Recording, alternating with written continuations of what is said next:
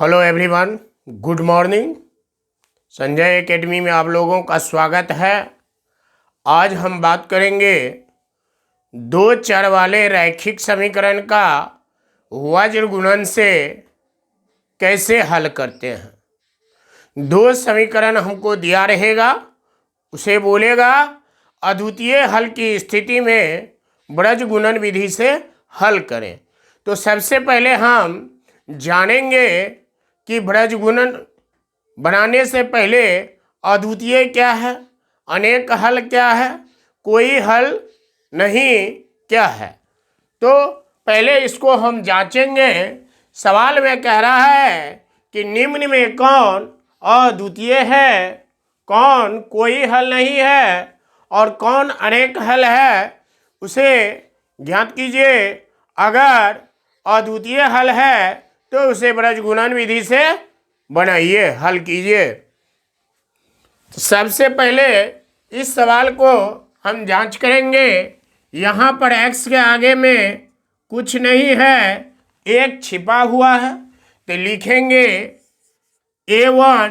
तो x के पहला समीकरण में जो दिया है वो लिखेंगे एक, b1 y के सामने में जो दिया है c1 यानी कि कांस्टेंट वाला मान -3। उसी प्रकार दूसरा समीकरण में लिखेंगे x के जो आगे में दिया है वो a2, y के आगे में जो दिया है वो b2 यानी कि -9 और c2 बराबर -2।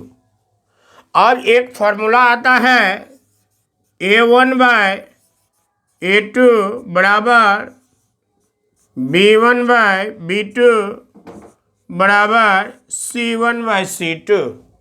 अब इसमें मान पुट करेंगे। a1 का मान 1, a2 का मान 3, b1 का मान -3, b2 का मान -9, c1 का मान -3, c2 का मान -2। अब देखिए ये माइनस नीचे में भी है, ऊपर में भी है, तो ये माइनस हट जाएगा। यहाँ ध्यान दीजिए, नीचे भी माइनस है, ऊपर भी माइनस है, ये माइनस हट जाएगा। अब यदि ऊपर नीचा कट रहा है तो काटिए। यहाँ देखिए 3 कान 3, 3 तिया 9। अब नहीं कटेगा, लिखेंगे 1/3 बराबर 1/3 बराबर 3/2। अब ये किस प्रकार का हल है? यदि a1/a2 बराबर b1/b2 आता है तो उसे कोई हल नहीं कहते हैं।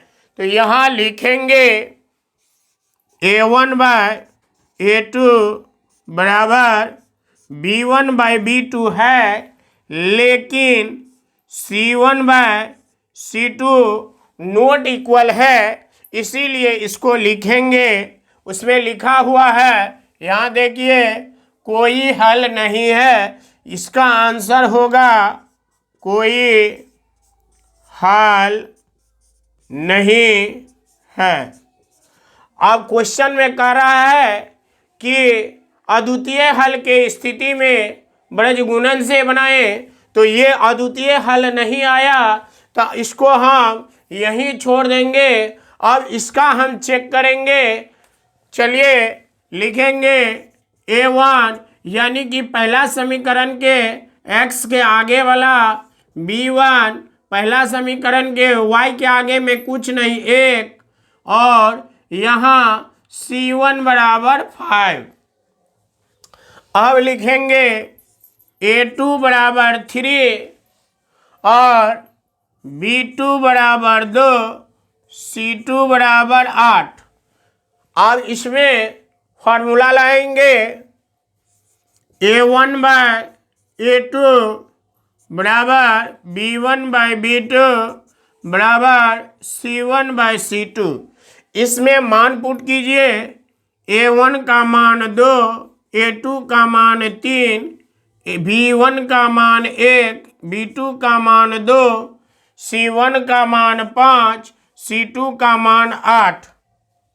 अब यहाँ हमको ध्यान देना है कि यहाँ 2 है, यहाँ 1 है, नहीं मिल रहा है, यहाँ 3 है, यहाँ 2 है, तो नहीं मिल रहा है।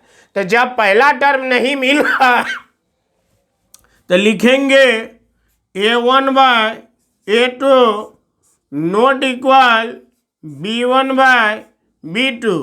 यहाँ यही कंडीशन आ रहा है कि A1 bye A2 B1 bye B2 के बराबर नहीं है। तो जब A1 bye A2 B1 bye B2 के बराबर नहीं होता है, उसी को अद्वितीय हल कहते हैं। लिखेंगे अद्वितीय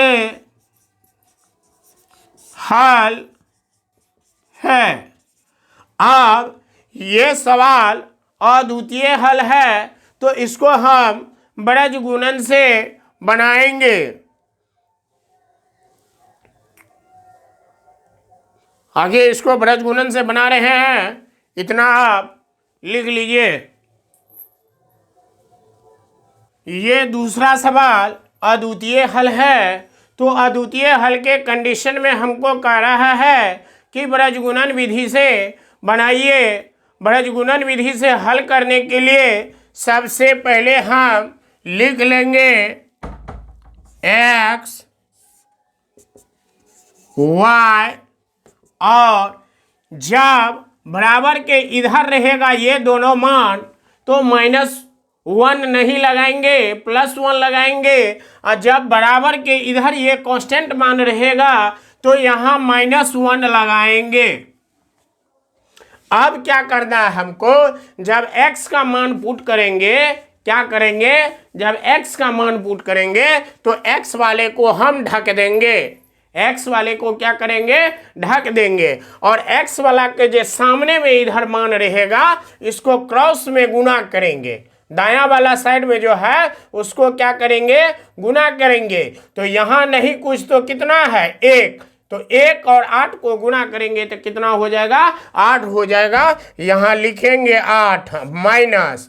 अब क्या करेंगे, इसको और इसको गुना करेंगे। यहाँ 5 और ये 2 है, दोनों को गुना करेंगे तो 10 आएगा। तो लिखेंगे यहाँ 10। अब क्या करना है, y का मान हमको पुट करना है, तो y वाले को हम ढक देंगे। y वाले को क्या करेंगे, ढक देंगे। तो y के बगल में क्या है, 5, और इधर क्या है, 3। जब 5 और 3 को गुना कीजिएगा तो यहाँ 15 आ जाएगा। कितना आ जाएगा, 15। और इसको गुना करेंगे तो -16 आ जाएगा। और जब कांस्टेंट वाले मान का मान निकालेंगे तो इसको ढक देंगे।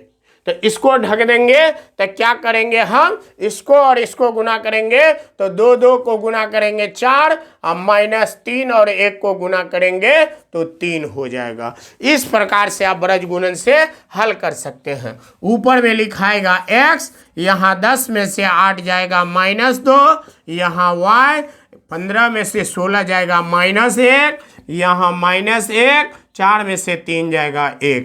अब क्या करेंगे, x को एक बार इसके बराबर में लिखेंगे और दूसरे बार y के बराबर में इतना लिखेंगे। तो लिखेंगे x बट्टा -2 और -1/1। आप क्या कीजिए, तो क्रॉस में गुना कीजिए तो x बराबर हो जाएगा आपका e माइनस, और e माइनस को गुना कीजिएगा प्लस हो जाएगा, और 2 को 1 से गुना कीजिएगा तो 2 हो जाएगा। ये आपका एक x का मान आ चुका है। अब क्या करेंगे, y का मान निकालना है, तो y वाले को इसके बराबर करेंगे तो लिखेंगे y -1 और इसको लिखेंगे -1/1। अब क्या करेंगे, क्रॉस में गुना करेंगे तो y बराबर लिखेंगे e माइनस को गुना हो जाएगा प्लस 1 को गुना करेंगे तो 1 हो जाएगा। तो वज्र गुणन विधि से आपका आंसर आ चुका है।